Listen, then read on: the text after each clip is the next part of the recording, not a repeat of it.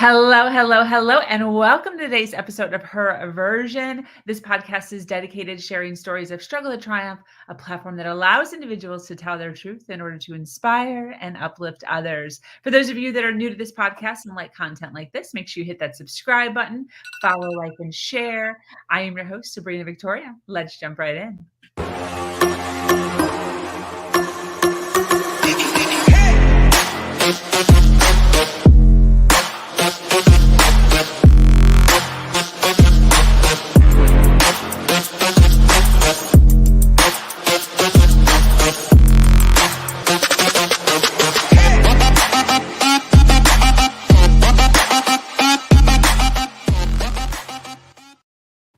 Hello, and thank you for those of you that are already jumping on live. It is 9:00 a.m. Eastern time, and we are up and we are at 'em here. I have Miss Caren Cooper joining us today on this episode of Her Version. The Her Version platform is built on storytelling and the understanding that many times our greatest learning experiences come from listening to other people's stories. Caren started her health and wellness journey in her late 40s, which has also led to personal development. The new insight eventually led to the end of her marriage. Realizing she had to drop the victim role and step into her power, she went from victim to victor.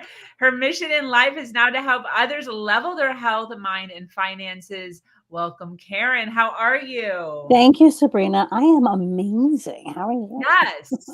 I'm so excited to have you on alone and just listen to you and all of your goodness. So for those of you that have been following the Her Version podcast for a while now, Caren first debuted on one of our MLM podcasts. I think I just reached out to her cold, or maybe she was referral. I was a referral. Yeah, she had no idea who I was. She had no idea what she was getting into. She just trusted the system and just jumped right in. And we had fun on that impact panel. I think she's been on a couple since then. Mhm. But this is our first time just chatting together alone without other people in the room, just to kind of hear her story and all of the goodness that she's gone through. So thank you so much for taking some time out of your morning to hang out with us. I'm so excited. Thank you. Yes, for sure. So I want to start out by talking about obviously you, but I want to talk about a story. We love stories here on Her Version podcast.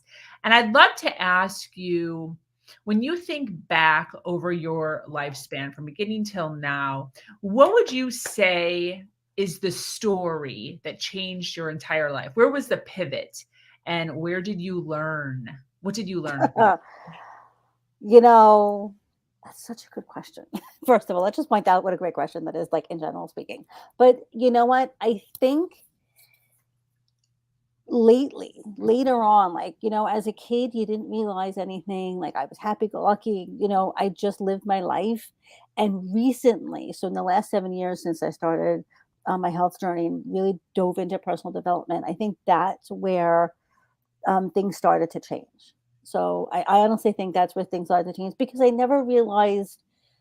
I always thought it was hokey crap. First of all, side note, I was totally that person who thought personal development was hokey crap, and I was like, you're insane, whatever. I was that person, but I'd gotten to a point in my life where I just couldn't deal anymore. But that being said, when I realized I could really I have a choice and I can change. It's really up to me. I was blaming outside sources. I was like, why is this happening to me? I was doing all of those things. And the reality was it was me doing them. I didn't realize that it was me doing them. Yeah. So really diving in and being open to it and really demoting the ego, which by the way has been not fun for me. But that's when I think things really, really started to change. And I've just been in different iterations and different coaches and different things throughout the years that have led me to making different changes in my life. Fantastic. What was the catalyst? Like, what was the first thing that you kind of, where personal development or personal growth or however we want to call it, kind of like stepped into your life and you for the first time were like, okay, I will listen? You remember? I do. Well, actually, I do because I kind of listened for a while and things like that because it's always been around. But actually, when I first started isogenics, because that's part of what we do in network marketing, personal development is part of it. So that's when I was like, okay, because I thought they drank some sort of weird Kool-Aid. I said no for 4 years, but with the personal development, I was like, well, let me see what they have to say. Let me see what this is kind of about. And Yeah. so that's when I was really open to listening to it and absorbing it. Yes. I think that's one of the things that I do so much appreciate about MLMs is the fact that they tend to Yeah. empower their, what do you guys call yourselves? Well, we call us associates, customers, Okay. sellers, But like, you but know. they really tend to empower them and really, open their eyes to this different way of being in the world, and I think that's very much, with a lot of them, just in general, when you talk to individuals who are tight with MLMs, like, they're doing the work, they're showing up for the calls, they're networking, they're meeting up with their upline or their leaders or whatever it is, they tend to teach a lot of that. So I think that that is so cool. And I love the fact that you were one of those people that were like, no, thank you. Totally. Because there are. It's interesting because I'm in this realm, like I've been in this realm for over a decade now. But yeah, I'll talk to people sometimes and I'll say, like, hey, there's people out there that think we're crazy. Yeah, 100%. Yeah. And they're like, what are you even talking about? Like, everybody knows this stuff. I'm like, no, there's a very few people step It's in. it's it's well, first of all, the thing is that I mean, I'd heard of network marketing before I started. I had actually been in 2 prior, but, like, it gets a bad rap, because somebody said something bad about it, and so therefore it's stuck. And listen, we've all gotten the "Hey girl" message, all of those things, and you know what? Sometimes you do, and sometimes it is what it is. But first of all, the way I look at that is, you know what? There's someone on the other end trying to make a living, trying to do something with this, and trying to really truly help people. So even if I get messages from people not in the MLM space, I'll respond to them and not bash them because you know what? It's maybe what they're told, maybe whatever it is, they're trying to do something for themselves, trying to Yeah. make their own living in that space. That being said, yeah, the empowerment, and I think I'm not getting into the world, but the empowerment I think is a huge, huge piece because we are so disenchanted. Quite frankly, I am disenchanted as hell. But that being said, the empowerment and the personal development and the community and the uplifting, and it's not blowing smoke up your ass. It's not you can do it and all the things. It may have been like that, but it's evolved into what the hell's going on with you that you're doing this? Yeah. Why are you stress eating? What's going on with you that you're stress eating? And we're not like I'm not personally certified in um in that realm of coaching. However, it's the conversation at least to get going is, oh wait, I do this because, and now you notice something that you're doing and we can help with that. And One that's the beauty of it, and that's where the personal development and the personal growth comes in because you have to be open to taking honestly personal responsibility for a lot of your shit, quite frankly, Yeah. which isn't necessarily pretty, but it is because what happens is you're then open not only for you but for others around you. Yes, 100%. Um, I love that you're talking about how you will communicate or pop in when people do the "Hey girl" message for the MLM. I'm like that with door-to-door sales. I did 15 years of, Mhm. running door-to-door sales. So most people, like, shoo those people away, but I have a special place in my heart for the people like that. So when somebody comes knocking on my door, I totally hang out and chat with them. So I totally get that. What were the first few steps that you took personally when you started pivoting into this realm of like thinking differently? Do you remember Mhm. like the first couple of things you did? Because so many people are right at the cusp, just like what you said, where you were like, I knew things weren't going right. I knew I needed to make some changes. There's so many people that are right there. Uh-huh. And it's not like you just flip a switch, right? There's like things that you do. No, Do you remember, or can you take us back to just a couple of things that you did in the beginning I to really can. start to swim? I absolutely can. I can tell you exactly what the event was that actually made me start pivoting was my father dying. So my father died 11 and a half years ago. Sudden, it wasn't expected. He fell, hit his head, and had flame breed, and within 2 weeks was dead. And so that was a little, that shook me up a bit. I'm 54 now, so do the math. Like 42. Anyway, that started me. I smoked. I used to smoke cigarettes from the time I was 16 to the time I was 42. And I distinctly remember standing outside the funeral home, and somebody's like, "Me, you're smoking?" And I'm like, "Well, fuck yes, my father just died." Like, dude, I. Anyway, a year later, I was like, okay, maybe I need to give this up. So I gave up smoking. Which nobody, including myself, thought could be done. By the way, I'm 10 years smoke free. Um, and and so that was the start of it. And I quit smoking. And I had also actually right after my father died, my cousin was teaching Zumba, and I took her Zumba class, and I loved it because I love Zumba because it's not like you're working out, you like dancing, which I love. But you Yeah. actually are working out, so it's like a pretend, like you don't know that you're working out, but you are. It's like the best thing ever. Side note. Anyway, so I started Zumba, and with that, I was like, well, I'm like, because I'm smoking, so I quit smoking, and through Zumba, so I quit smoking, and then this girl Carrie, she got introduced to isogenics, and I said no for 4 years because again I quit smoking, but I was like, nope, I'm going to do things my way, and the stubbornness, and you're crazy, you drank a Kool-Aid. And then a few years later, I still didn't feel good. Like I am 4 years smoke free, and I'm like, and I'm working out, and I think I'm healthy, and I'm Uh-huh. still feeling like crap and exhausted and have this fog, and I'm just miserable. And I was like, well, they're losing weight, they're making money. Maybe they're not that crazy after all. And Yeah. that's when I finally said yes. And that was like the third piece of the puzzle to finally get me, okay, here I am. But I had to get to like my rock bottom, if Yeah. you will. Like I had to get to a point where I was willing, open, and able to really do it the way wholeheartedly so that I could gain from it. Yeah. 100%. I want to pull Amber's comment up here. She says, yes, when your inner circle shifts and becomes aligned with your personal growth journey, it's easy to believe that your inner circle is the majority. Exactly. That's what we were just talking about. I was recently reminded of this fact by a friend. Not everybody even knows they can grow and develop. It's not even in their conscious awareness as a possibility. Coming back to that blew my mind. Totally. 100%. Amber, that's a brilliant statement. And by the way, make that a post, please. That needs to be shared with the world.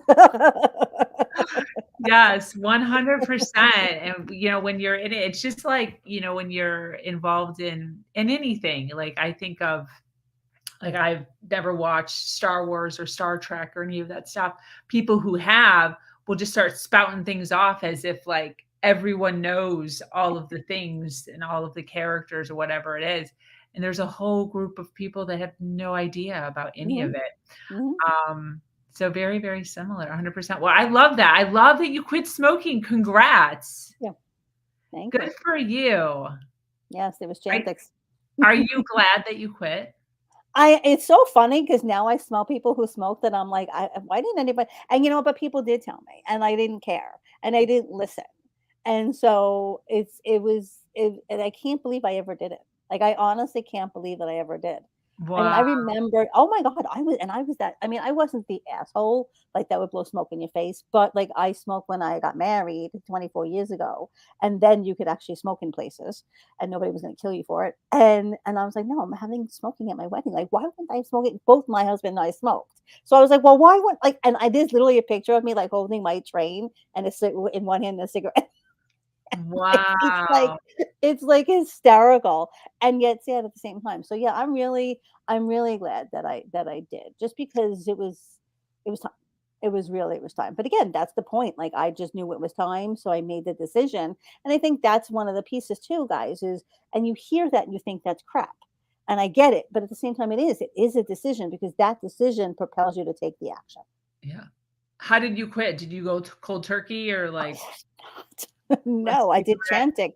I did Chantix and everybody thought I was insane for doing that because people had heard that they get weird dreams and weird things happen when you're on Chantix. And basically what Chantix is, I think it was a pill. It's been a long time, I don't remember, but like you can take it and you can smoke while you're on it. But at some point the cigarettes start tasting bad. I smoked Marlboro Lights at the time. My husband smoked Newports. And I knew shit was getting bad when I started smoking his menthol cigarettes. And I never smoked menthol cigarettes. I'm like, this is insane. And that's when I finally just stopped. And I took the Chantix for a little bit more, and then I was just like, "Yeah, I'm done." And he smoked for another year after I stopped, and we lived in the same house, but like it didn't bother me. That's how I knew I was like, "Wow," because if years earlier that would have never happened. Like I would have quit and be like, "Oh wait, he has no, I need." But no, I was ready, and that was it. I made the decision, I took the action, and I kept to it, and here I am, 10.5 years later. Wow, that is so cool. Good for Thank you. you, thank you. When you think about your journey, all the ups and downs, twists, turns that you've been on, and you look back, what do you think is the lesson? What's the lesson that you've learned about life in general? Surrender, you have absolutely zero control. Oh, Zero. I love that. Control is like the biggest illusion ever. I've learned this year how much control I was trying to be in, and which side note is a trauma response. Like I'm learning all these things now. But oh my God, I was like, no, and blah blah, and this is the, and I was like, this is the way it is, and blah blah, and what if I didn't? I lived my life like, what if this happens? What if that happens? And I never took chances. So I'm like telling my kids, both my kids want to travel. I'm like, make sure you have money, do it. Like, don't not do shit. Like, within reason, of course.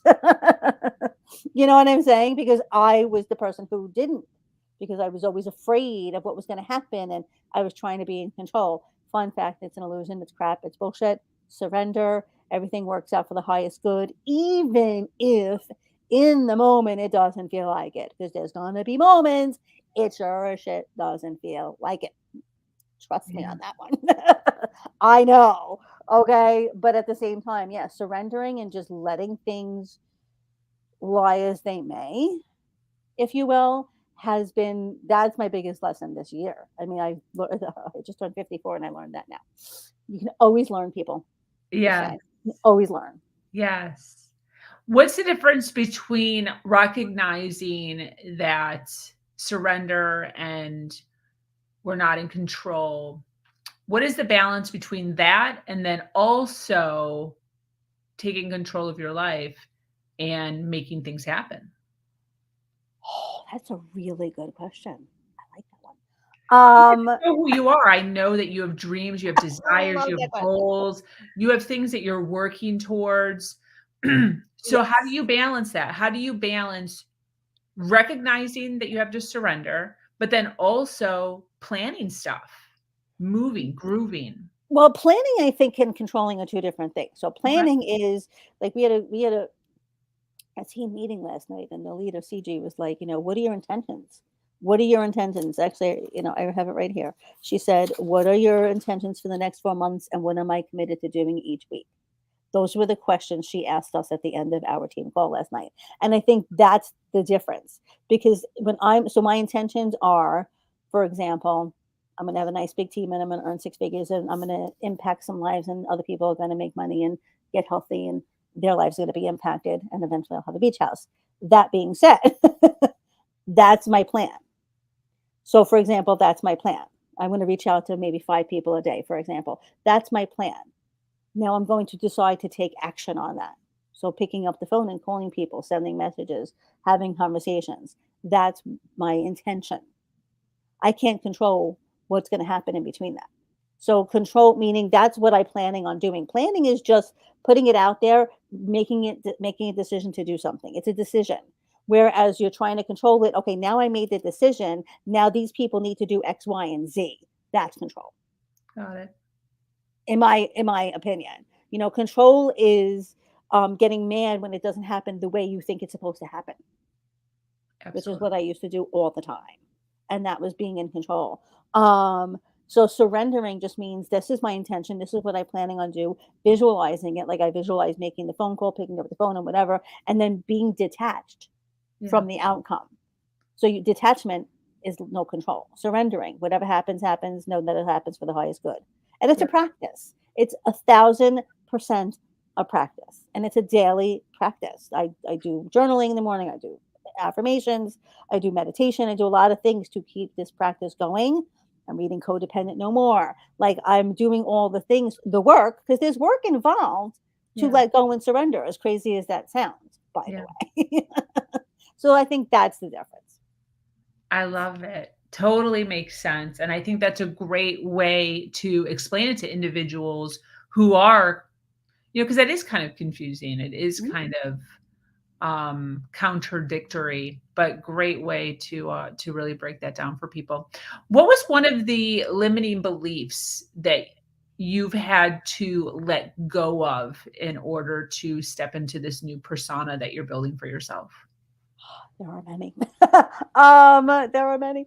And yeah, you don't realize that they're formed like when we're young and just by so many things come to you. But the three big ones, I'll give you three of them. I know you said one, but I'm gonna give you three. Yeah. I love it. Abundance, there's no money. I grew up thinking there was no money and having a shitty relationship with money, when abundance is our birthright and money is really all around us. It's an energy. I am not enough. That was a big one, huge one. That I am not enough. And one of the ones that just came up recently, this last few days for me, was needing approval from others. I know. I was like, oh my God, that's so interesting. And so I am my own approval now, I say, but that needing approval, like it's like I am not enough, the worthiness, needing approval, like all of those kind of mixed in together. Those were the big ones. Those were the big kahunas that I'm still working on to this day, by the way. Fantastic. What have been the biggest changes you've seen within your friend family dynamic as far as you showing up differently? Oh my God. Yeah. So I'm going to answer that, but I want to say this too. I was afraid that I was going to lose who I was at the core. So me becoming her, like I work with a mentor and we call it becoming her. And it was like, I was afraid to lose me because I was afraid I was going to lose the core of me. You don't, by the way. I'm still the most ridiculous, loving, disco, cheesy, dancing person there's going to be.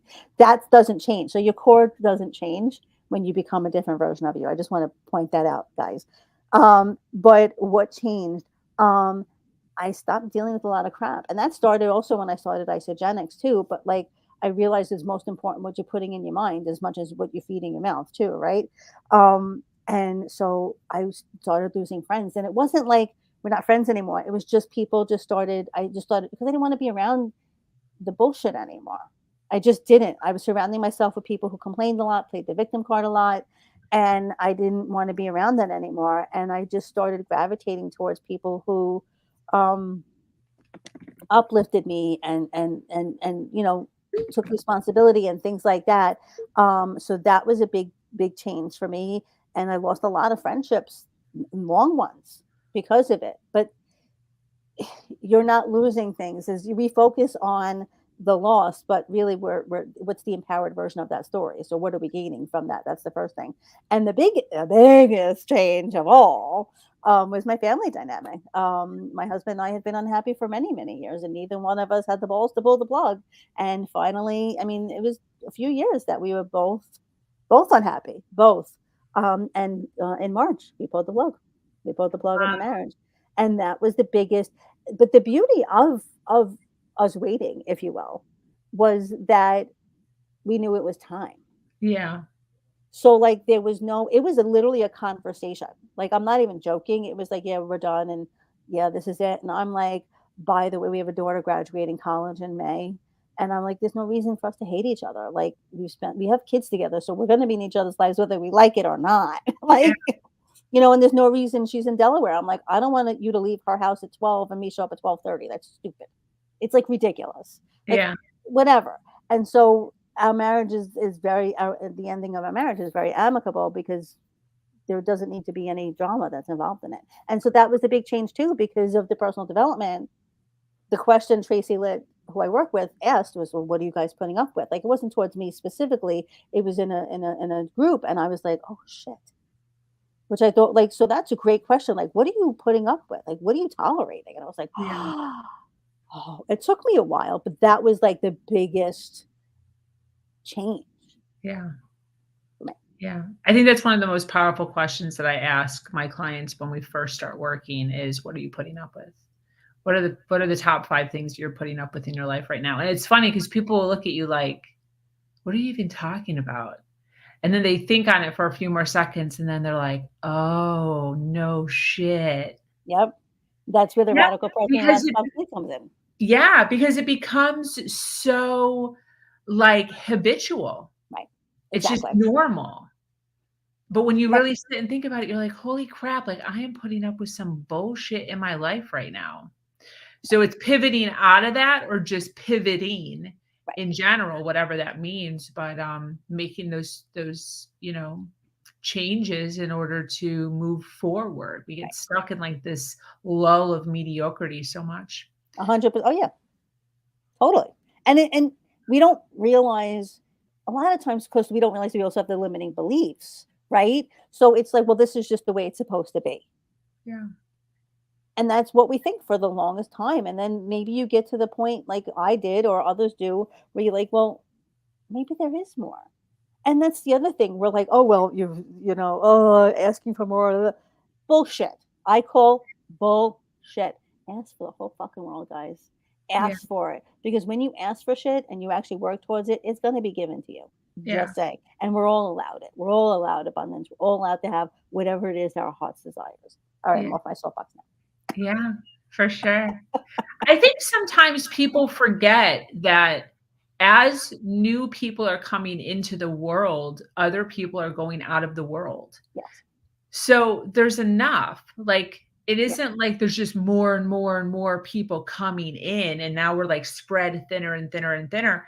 The same amount come in that go out.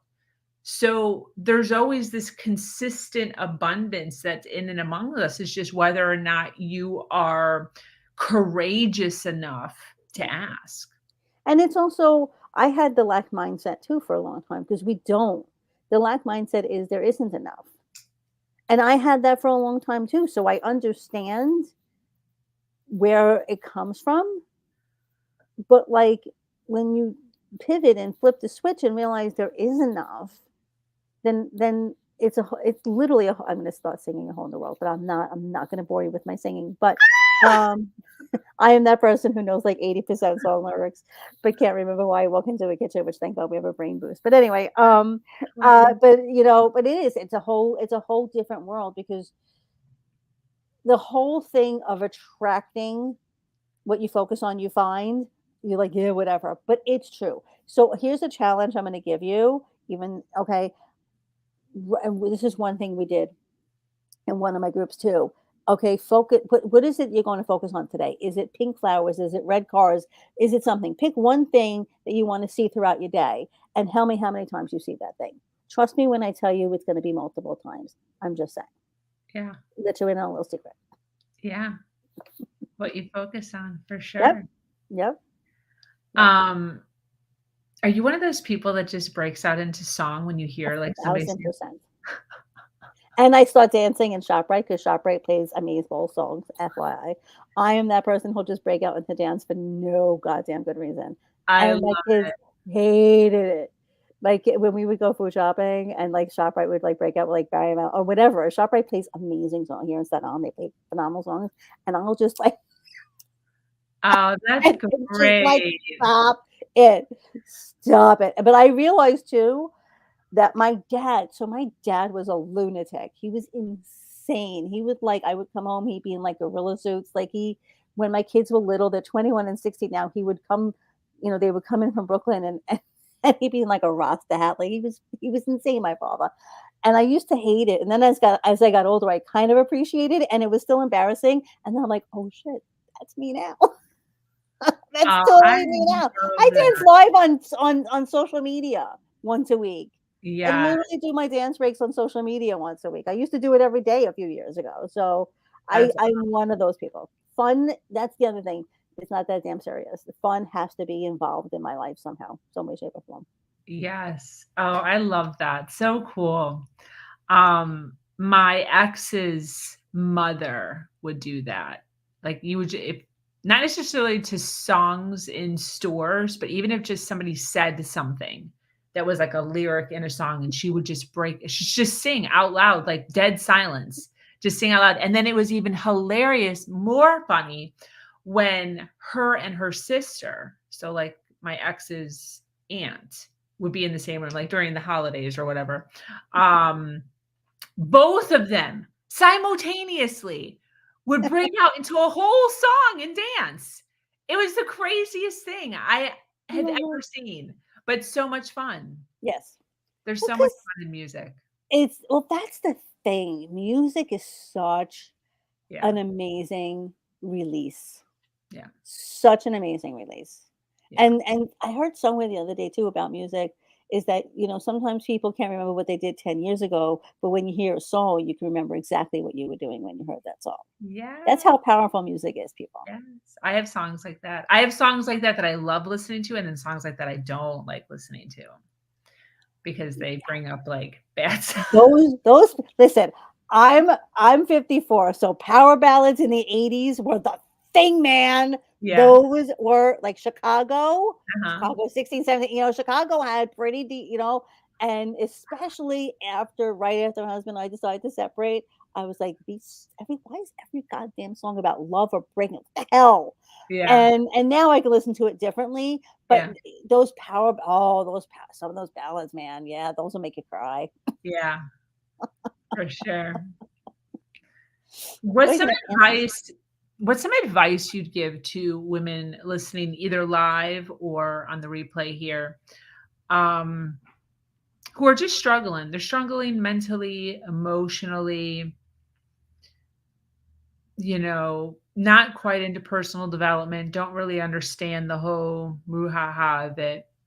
What would be a few words of advice that you'd give them? Ask for help. Ooh, I like that. We tend to think that we can, especially me. I was so guilty of this. I can do it myself. I can do it myself. I'm strong. And yeah, I am all those things. But by the way, doing it by yourself is a trauma response. I came to find out. So ask for help. If you don't believe in personal development, you think all that crap it's crap and all that stuff. Totally cool, but don't do it by yourself. And asking for help could be, I need you to just listen to me. I just need to get this off my chest. Yeah. Um, I'm in divorce support groups on Facebook right now, and sometimes these people are just venting in there, and I need to vent. I need to get this off my chest, and then it's just and then it's some of us are just supporting. It's just being and getting that support, and that I think is hugely important. Is asking for help. And the other thing is, even in the midst of all of it, and you feel like you're really at rock bottom, um, have hope. And I know, I get it. Like, I get the fact that you may not have it. I understand that. But the thing is, it is working out for its highest good, even if it doesn't feel like it. I swear to God, because how many times have before that time you've survived some sort of crap, something Yeah. that you felt like you weren't going to survive, and yet you did. And it's literally, and I'm not doing it, but I swear to God, this is why you have to watch the Christmas specials when you're young, because it's from I don't even know the name of the freaking Christmas special, but it's put one foot in front of the other and soon you'll be walking out the door. It's with Heat Miser.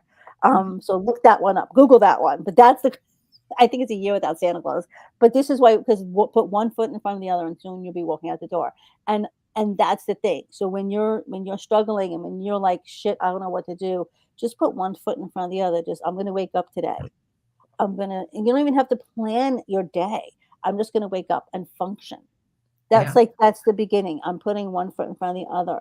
That's what I think is the most important thing, because if you don't have the resources for therapy or whatever it is, it's just really knowing that eventually it's going to get better. Yeah. And you can't focus on when is it going to get better. It's literally focusing on even like the minute by minute, not even hour by hour, minute by minute. And then just, oh my God, today's over. And then it's the next day. So that would be my advice. Absolutely. That's awesome. Thank you. Um, Want to take a minute to acknowledge those watching live. Thank you so much for being here, for hanging out with us. For those of you watching on the replay, make sure you hashtag replay so that we know where you are watching us at and we can send you some love. But I want to ask Caren,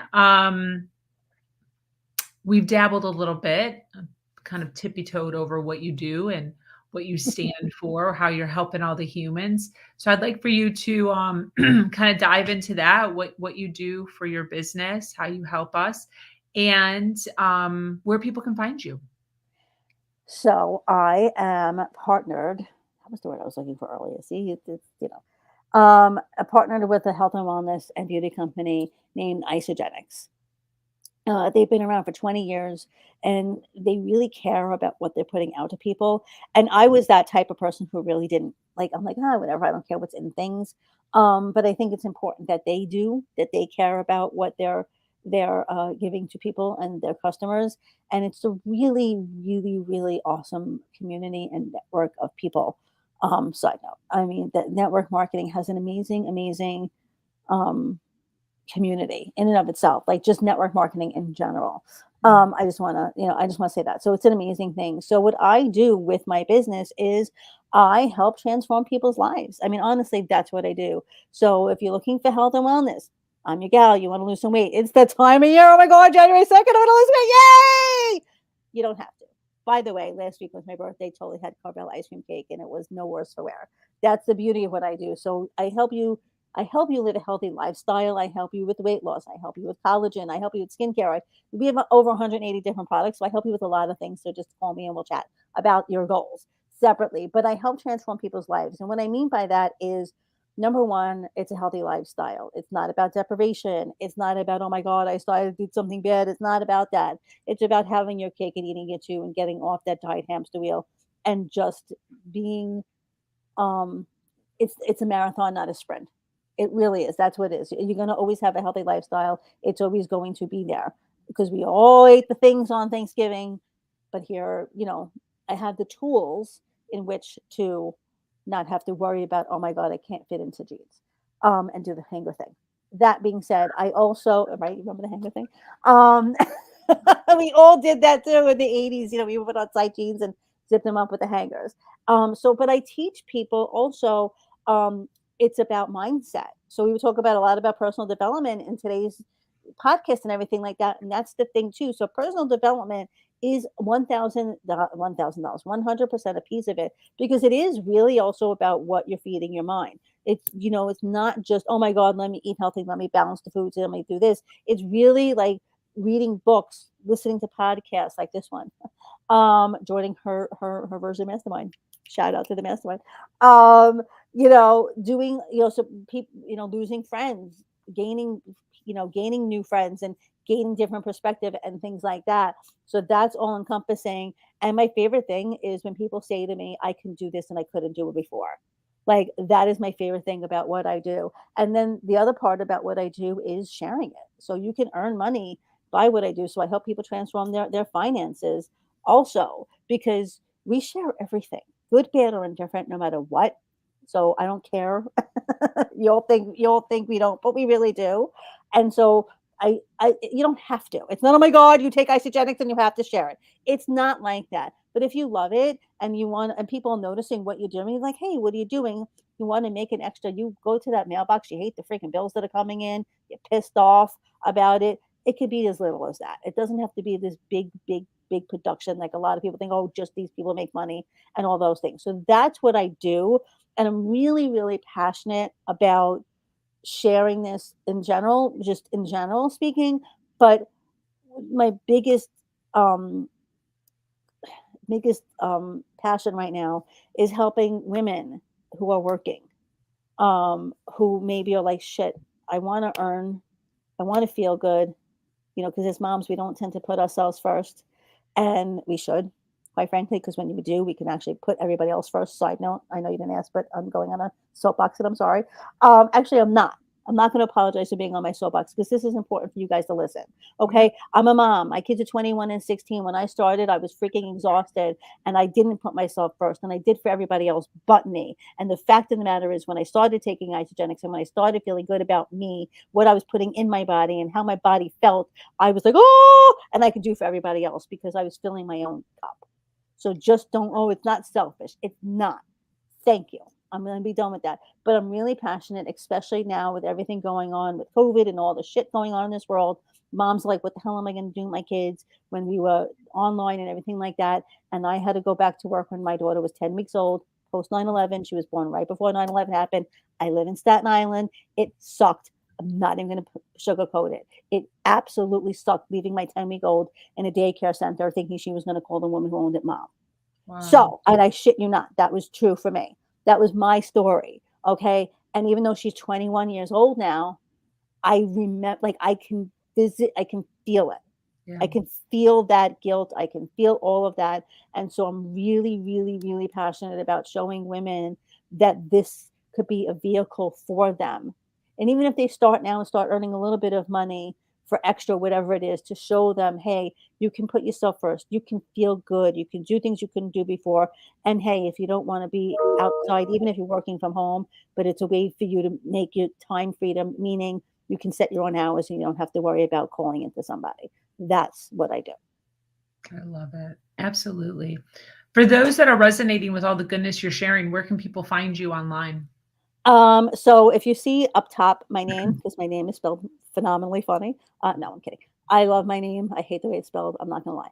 Even though I'm 54, I do. It's like because I spell my name my whole life, and I'm like, I gave my kids Nicole and Jordan, and you still have to spell the names anyway.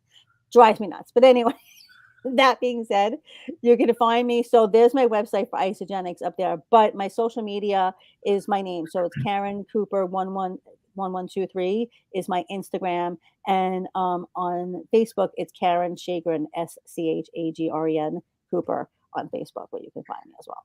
So Insta is Caren Cooper 123. 1123. I'm 1123. not that original with my Caren Cooper 1123 Instagram. You can wish me a happy belated birthday. Oh, I just put it on the wrong thing. Is that it? Yeah, Insta Caren Cooper 1123, and here I'm going to put in the chat Schagren Cooper. There you go. I just put it in that private chat. Yeah, my first name was in my last name. I made a name, by the way. Fun little fact for you. Is this your That's my Facebook. Facebook. And people also ask me, fun fact is about my name. People are like, "Are you going to change your name?" No. I had to spell my last name my whole life. I'm Caren Cooper. It remains. I can only spell. I only need to spell my first name. I don't need to spell the last. That's great. Well, I love it. I love all the goodness, all the inspiration that you shared this morning. What's your big dreams for your business? My big dreams for my business is having a massive, massive, massive, massive, massive team of people that I'm changing their lives. We're impacting lives. We're literally making these amazing changes. We're multiple 6 and 7 figure income earners, and we are just enjoying the hell out of our lives. And I have my nice beach house with a wraparound porch and a terrace that I'm just feeling safe, secure, and content in. And everybody should have that. That's what I want. That's what I want. That's how my business is going to be. Lots and lots of people getting healthy, feeling good, and earning a shit ton of money. That's awesome. I'm being unapologetic about that. Why do you do what you do? Whoa. Wow. See, I'm gonna get emotional. I knew I was gonna get emotional. Why? Because I was stuck. I was stuck for a fucking long time. I didn't know any better. I didn't know things could be different. I thought this was the way things were supposed to be. And now I see a whole different, I know I did that on purpose. I know I wasn't supposed to do that. But I want to show people, Lizzo. Okay, here's how I'm going to answer this question. Lizzo won an Emmy recently, and YouTube it or Google Lizzo's Emmy speech. And she talked about in the Emmy speech that she wanted to see a black girl like her, a fat girl like her. She wanted to basically see her on TV, and she wanted to see her. And she's like, bitch, I didn't know it was going to have to be me. That's what she said. And I'm just like, bitch, I didn't know it's going to have to be me because I apparently am the chosen one to show people you don't have to be stuck in your life. You don't have to be, it isn't just the way it's supposed to be, that you can take responsibility, you can own your shit, and you can absolutely 1000% make changes in your life. And it doesn't have to be like, I'm too old for X, because I was 47 when I started isogenics, and I'm just tired of people living this life of stuckness and feeling like shit, and not making money, and not being and not dreaming, and not we stop dreaming. Like we stop being. I wrote my post last week about the birthday. Like we stop being excited about, like, oh, we feel that way. I'm 50 fucking 4 years old, and god damn it, I look amazing, collagen. But not the point. Okay. I own it. Like freaking own it, because we should be excited for another year. And people are not excited. People are just not excited. I actually stopped my dance breaks. I was doing them every day, and I stopped them because I was just tired, honestly. And someone's like, message me on LinkedIn, can you do it? And I was like, okay, I'll do it once a week, because he's like, I really enjoy it. So I have to bring joy to people. That's what I have to do. That's why I do it, because people need to understand that even in the midst of all the shit that you're going through, Yeah.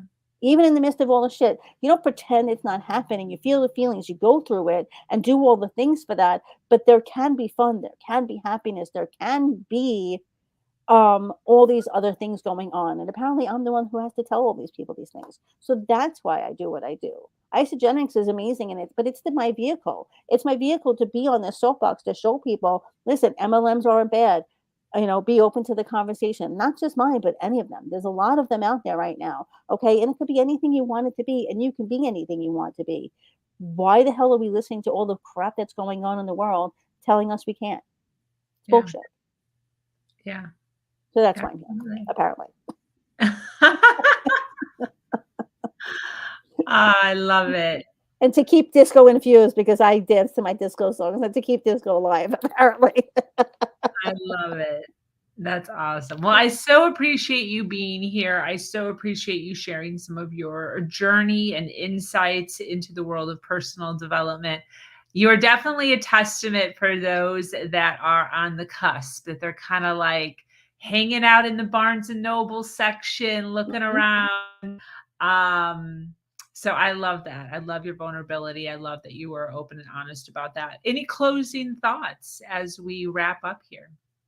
Well, number one, thank you. Thank you for allowing me to be here today and be on my soapbox, and allowing me to speak my truth. And my closing thoughts are this. Okay. I actually put this on my Instagram. This is her name on Instagram is Lady Painted MUA, makeup artist.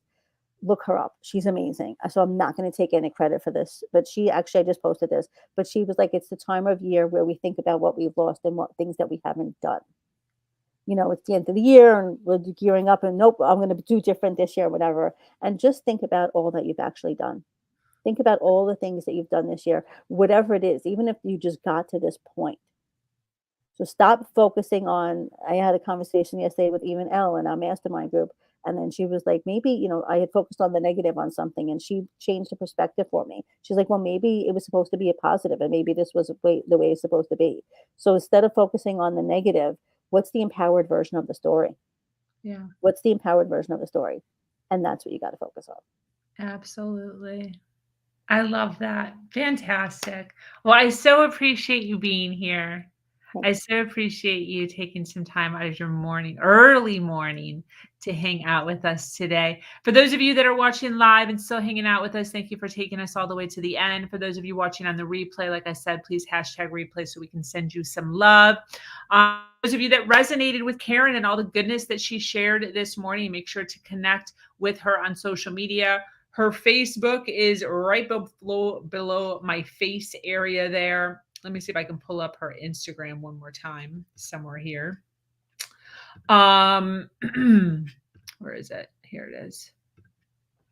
We love to connect people here. She also has her website above her head area too, if you want to check out all the awesome things that she is providing in the health and wellness arena. But that's what we do here. Here at Her Version, we connect. We connect individuals so that we can all rise through our storytelling. If you resonated with all the goodness, make sure that you check her out. Thanks so much for being here on this podcast, Her Version. This community is expanding every single day and is filled with females striving to do better than they did yesterday. For those of you that are new to this podcast and like content like this, make sure you hit that subscribe button, follow, like, and share. If you have an amazing story to share of struggle to triumph, be sure to reach out to me here or at hernation.life. I am your host, Sabrina Victoria, and I'm so grateful to be here sharing a platform that allows people to share their truth and inspire others.